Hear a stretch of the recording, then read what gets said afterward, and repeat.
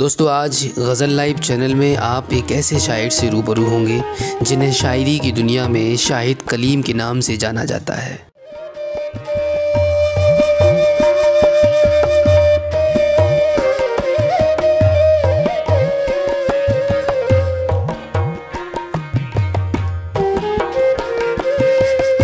जिनकी शायरी में जदीद व कदीम का इम्तिज़ाज है।